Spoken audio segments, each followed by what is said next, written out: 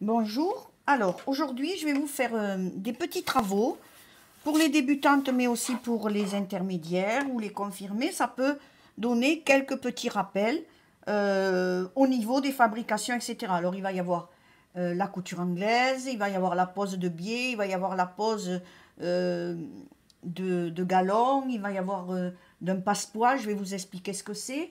Euh, voilà, je vais vous montrer tout ça. Alors, par exemple, pour la couture droite. Donc, vous avez le pied presseur qui a une dimension différente en fonction des machines à coudre.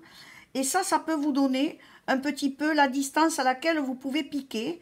Hein, parce que quand on fait des piqûres, en général, ça varie entre 0,5 et 1 cm pour des coutures normales, pour la fabrication d'un vêtement, d'un objet ou quoi que ce soit. D'accord? Ensuite, je vais vous expliquer. Ici, vous avez une plaque. Et sur cette plaque, vous avez des petits traits. Et ces petits traits, ce sont des références à des largeurs de piqûres et de surpiqûres. Et ensuite, je vous montre. Ici, vous avez, voyez, là, je suis en train de vous montrer. Ici, vous avez ce qu'on appelle un guide. Ce guide, tout le monde l'a dans la machine. Ça se place ici. Alors, en fonction des constructeurs, ça se place en vissant d'un côté ou de l'autre.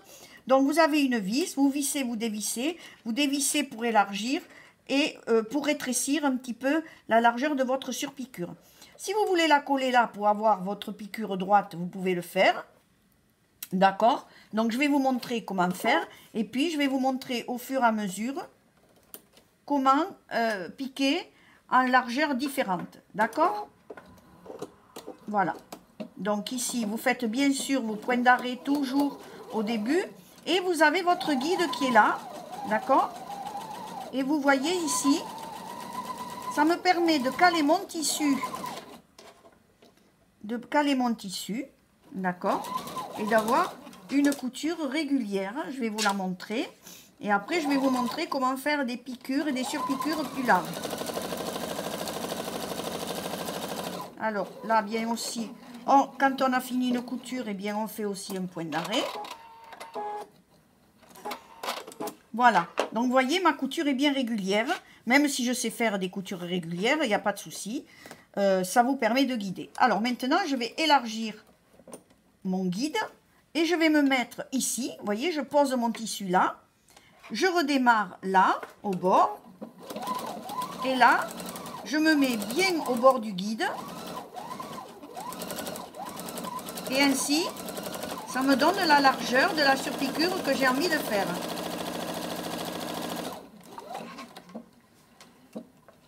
Alors, ensuite, ici, si j'ai pas de guide, eh bien, je peux me mettre ici jusqu'à 4 et je peux avoir une distance, voyez, qui mesure exactement celle que j'ai faite ici. Alors, une fois qu'on a fait ça, donc ça, ces petits repères, ça peut être important. Ici, qu'est-ce que je vais faire? Je vais vous montrer comment faire une surpiqûre. De la même manière, votre pied presseur, ici, une surpiqûre, c'est-à-dire que je commence à piquer et ensuite je vais rabattre pour surpiquer, faire une bordure, une chose comme ça. Voilà, je me base toujours à mon pied presseur, je plante toujours mon aiguille pour pouvoir préparer mon travail. Je me mets bien bord à bord, je roule la couture comme je vous ai déjà expliqué. Et je me mets bien comme ça, d'accord? Et ici, vous voyez, j'ai un guide là. J'ai un guide et je me base ici. Maintenant, pour être sûr d'être bien à la plat avec ma, comment dirais-je, ma surpiqûre bien régulière, eh bien, je peux poser mon guide, bien visser mon guide pour qu'il ne bouge pas, d'accord? Et là, voilà, je suis mon guide. Bon, ça, c'est une astuce comme une autre. Si jamais vous n'avez pas de guide, bon, vous vous servez bien sûr du pied presseur, il n'y a pas de souci. Mais ce que vous pouvez faire aussi, bon, moi je vais l'enlever parce que ça me gêne plutôt qu'autre chose. Voilà, vous voyez, vous avez une couture bien régulière. Ok? Maintenant, si jamais vous avez peur, vous avez quelque chose à faire d'un peu plus large ou des choses comme ça, eh bien ici, à la largeur de votre surpiqûre ou de votre piqûre, vous placez un morceau de scotch en couleur. style le scotch pour les peintres, là, ce scotch blanc, ou alors du Chatterton noir, ou des trucs comme ça, du scotch noir. Vous le collez, après vous l'enlèverez.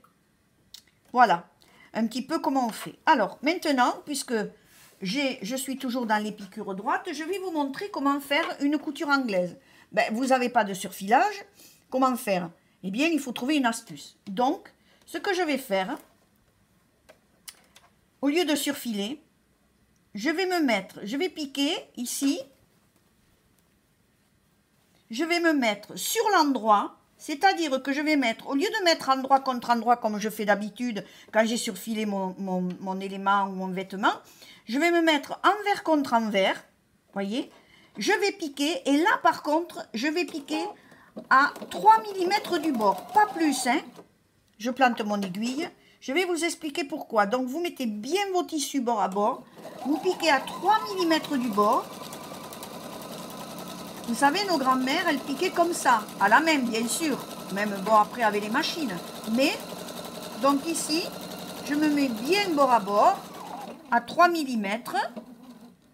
Très important.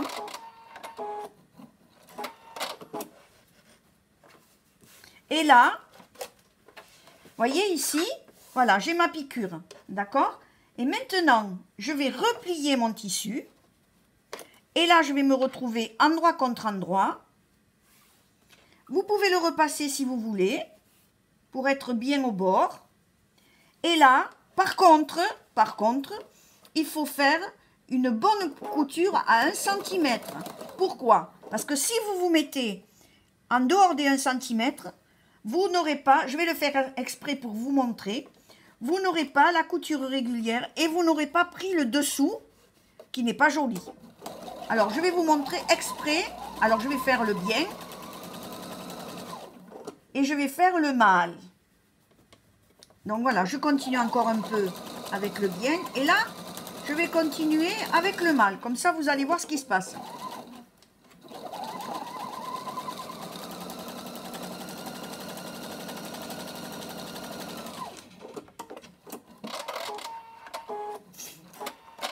Donc là, voilà. Ici, c'était bien fait. Voyez? Et ici, c'est mal fait. C'est-à-dire que si je n'ai pas pris mon centimètre, ben j'ai la couture de dessous qui se voit. Et là, sur mon dessus, ça ne sera pas joli. Donc ça, c'est pas bon. Ça, c'est bon. Et ici, vous avez quelque chose de propre dessous. Et après, vous le repassez. Et après, de la même façon, vous pouvez surpiquer. Vous pouvez surpiquer. D'accord? Et quelquefois, c'est bien. Parce que ça nous permet d'avoir une belle épaisseur et de faire de jolies surpiqûres. Alors, je vais m'arrêter jusqu'ici.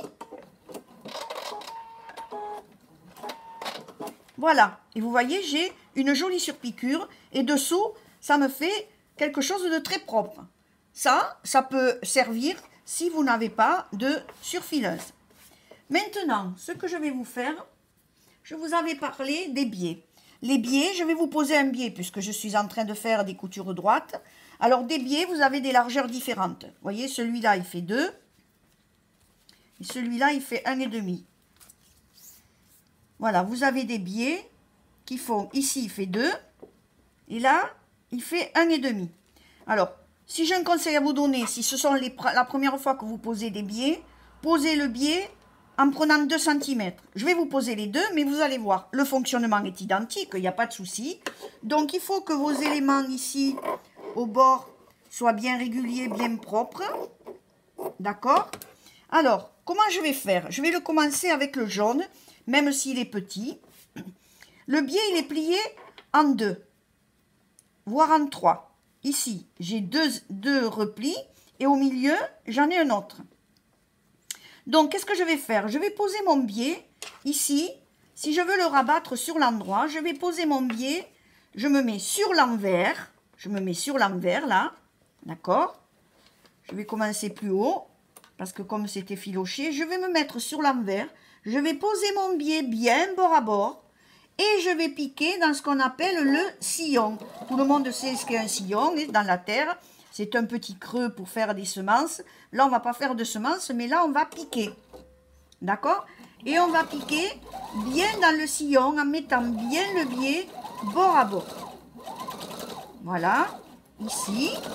Et vous allez voir que c'est très facile. Je vais vous montrer en même temps comment on finit le biais, par la même occasion. Voilà, je me mets bien bord à bord comme ça. Ici, je vais laisser à peu près 1,5 cm, d'accord? Que je suis capable de couper si c'est trop long, mais laissez toujours 1,5 cm. Ici, je fais mon point d'arrêt, bien évidemment, pour que le biais ne bouge pas. Et là, maintenant, voilà. Voilà mon biais, comment il est posé. Hein? Et ici, avec cet élément, je vais venir rabattre mon biais de ce côté en faisant une petite piqûre nervure. Voilà. Je me mets au plus près du bord et je cache ma couture de dessous. On n'a pas peur de faire un petit rouloté, d'accord? Alors celui-là est très petit, l'autre, c'est pour ça que je vous montre d'abord celui-là. Donc vous allez voir. Et vous vous mettez bien au bord, là, à 1 mm du bord. Et vous rentrez bien. Ne laissez pas votre couture comme ça, là. Ça, c'est pas joli, hein. Vous rentrez, vous le forcez. Vous forcez un petit peu. Vous allez voir, ça force. Mais ça vous fait un joli biais après. Donc, vous voyez, ne laissez pas votre biais simplement comme ça. Il faut bien rentrer, d'accord? Il faut bien rentrer sur la première piqûre, qu'elle soit cachée. Il faut cacher la première piqûre, d'accord? Voilà, il faut bien cacher la première piqûre. Il faut forcer un petit peu. Ça passe bien, d'accord? Voilà. Alors celui-là est un peu difficile, hein, parce qu'il est petit, mais vous allez voir avec l'autre, ça sera plus facile. Et donc je me mets bien ici. Voilà, je pique bien. Et avant d'arriver au bout, je vais préparer le bord de mon biais. Donc, ici, je vais ouvrir celui du haut. Alors, je vais couper peut-être un petit peu, un demi-centimètre, parce que sinon, c'est trop épais, ça ne va pas. Donc, ce qui est important, c'est qu'ici, ce soit bien régulier. Donc, je vais plier mon biais, là. J'ouvre celui du haut. Je vais plier mon biais comme ça. Je vais replier le haut que j'ai ouvert pour qu'il se rabatte bien sur le milieu. C'est délicat, hein. Je vais vous le montrer sur l'autre, ça sera plus facile à voir. Voilà. Et là, je vais bien rabattre comme ça. Une fois que c'est prêt, je lâche pas, hein. Je lâche pas du tout. Je m'aide ici avec ce petit découvite qui m'aide bien. Voilà. Vous allez voir. Hop. Je rentre bien ici le bord pour que ce soit bien, vous voyez, il faut que ça tout rentre bien comme il faut que tout soit caché pour que ce soit joli. Et là, hop, et là j'arrive au bout, et maintenant je peux lâcher, je fais mon point d'arrêt, vous allez voir que j'ai un joli bout de biais. Voilà, vous voyez, j'ai un joli bout de biais ici, c'est bien terminé, et ici, j'ai bien mon biais bien posé que je repasse à biais. Et après, regardez dessous. Si je suis bien allé cacher ma couture, regardez si c'est régulier. Vous voyez? Voilà. Alors, je vais vous montrer avec l'autre biais un petit peu plus large. Voilà. Je refais la même chose. Alors, je peux laisser pour vous montrer aussi le bout du biais. Là, si je veux démarrer avec le bout propre, je fais pareil. Je laisse dépasser 1,5 cm. Donc, je me mets bien au milieu de mon sillon. Je pose bien bord à bord mon biais. Ça, avec ça, on fait de très très belles finitions. Hein. On fait de très belles finitions. Là, je vais m'arrêter ici pour vous montrer. C'est pas la peine que je gaspille trop de biais. Parce qu'en plus, je vais vous montrer autre chose. On peut s'en servir pour autre chose.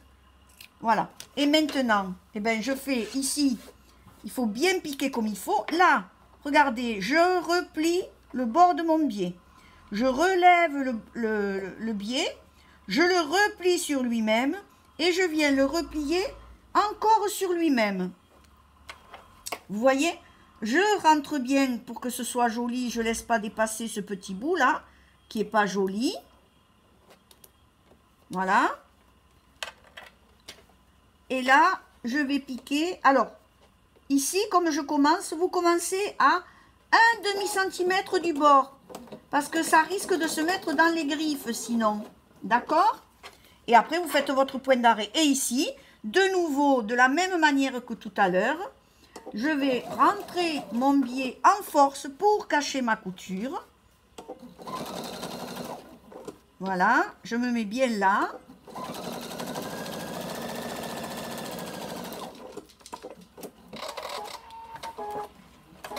Voilà, et là, regardez, ici, mon bord est très joli, et là, j'ai bien mon biais qui est bien piqué ici aussi, d'accord? Alors, si vous voyez que ça dépasse, eh bien ici, vous pouvez faire aussi un petit point d'arrêt, c'est pas interdit, d'accord? Voilà, je peux faire un petit point d'arrêt. Voilà. Alors, le biais, c'est utilisé comme ça, mais ça peut être utilisé comme un passe-poil. Qu'est-ce que c'est un passe-poil? Un passe-poil, c'est ça. Vous savez, ici, c'est un genre de biais. À l'intérieur, il y a une cordelette, d'accord? Et ça se met en bordure de vêtements pour faire des coussins, des choses comme ça. Donc, le biais que je vous ai montré, vous pouvez aussi le faire en passe-poil. Alors, ce que vous faites, c'est que vous ouvrez les deux parties de votre biais, vous les pliez l'une sur l'autre, vous venez poser votre biais ici, et vous allez pouvoir piquer sur le sillon, d'accord? Voilà, vous pliez vous ouvrez votre biais, vous le repliez sur lui-même. Alors, personne ne vous interdit de le repasser si vous avez envie de le repasser. Et vous mettez bien au bord et vous piquez sur le sillon. Voilà. Ici. Et là, regardez, ça me fait comme un petit passe-poil pour faire une garniture. Et là, je me mets ici et je me fais piqûre-nervure pour que ce soit bien joli. Et là, voilà, ça peut me faire une garniture pour une pochette ou quelque chose comme ça. Voilà un petit peu les plusieurs possibilités. Donc, la couture anglaise, je répète, je me mets envers contre envers. Je vais piquer, d'accord, à 3 mm du bord. Une fois que j'ai fait ça, je me mets sur l'endroit, je vais repiquer et ensuite, je peux faire des surpiqûres et avoir quelque chose de propre. Ensuite, pour le biais, je pose mon biais sur l'envers, d'accord? Je pique dans le sillon pour pouvoir rabattre sur l'endroit. Ensuite, ce biais, je peux l'utiliser comme passe-poil, c'est-à-dire que je l'ouvre, je plie dans le sillon et j'ai un petit passe-poil bien propre. Voilà déjà pour cette partie.